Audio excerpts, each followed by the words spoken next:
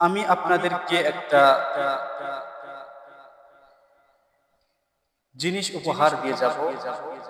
শুধু আজকে নয়, বরং সামনে আরো আপনাদেরকে আমি নতুন নতুন কিছু বার্তা দিব, নতুন নতুন কিছু মেসেজ আপনাদের সামনে ড্রপ করব। আপনারা পুরো ভিডিওটা দেখে মেসেজ কমেন্ট বক্সে এসে কমেন্ট করে যাবেন। আল্লাহ রাব্বুল আলামিন পবিত্র কালামুল্লাহ শরীফ নাজিল করেছেন। এই কালামুল্লাহ শরীফের মধ্যে আল্লাহ রাব্বুল আলামিন 114টা সূরা নাজিল করেছেন। 14টা সূরা আল্লাহ রাব্বুল আলামিন 114টা সূরা যে নাজিল করেছেন, এই নাজিল করার পেছনে কোনো উদ্দেশ্য আছে না নাই? অবশ্যই উদ্দেশ্য আছে।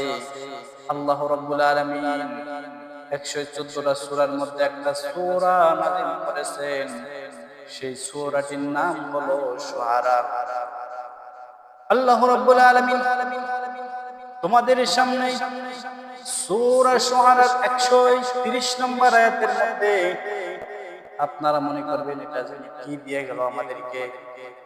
এই যে আয়াতটি আমি তেলাওয়াত করেছি, এই আয়াতটি হলো, যদি কোনো বিষাক্ত প্রাণী তোমাদেরকে ছোপল মারে, কামড় মারে, তাহলে তোমরা এই আয়াতটি সূরা শুআরার 130 নম্বর আয়াতে দেওয়া আছে, ওয়া ইজা বাতাশতুম জাব্বারিনা, এটা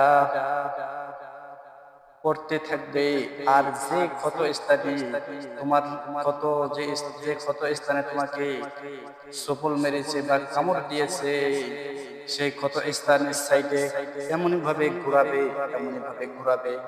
ঘোরাবে আর এক নিঃশ্বাসে সেই সূরা শুআরার 130 নম্বর আয়াতের এই আয়াতটি পড়বে, ওয়া ইজা বাতাশতুম জাব্বারিনা, এটা 7 বার এক নিঃশ্বাসে পড়ে ওই ক্ষত স্থানের মধ্যে ফুঁক দিয়ে যাবে।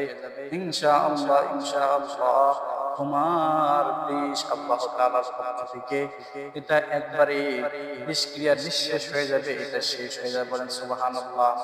তবে এটা এতটুকু আমাদেরকে বিশ্বাস রাখতে হবে, এটা কখনো অবিশ্বাস করা যাবে না। ইয়াকিনের সাথে আমাদেরকে এটা করতে হবে। করতে পারবো তো? আরেকটা জিনিস হলো যে আপনি যদি আরো কোনো দোয়া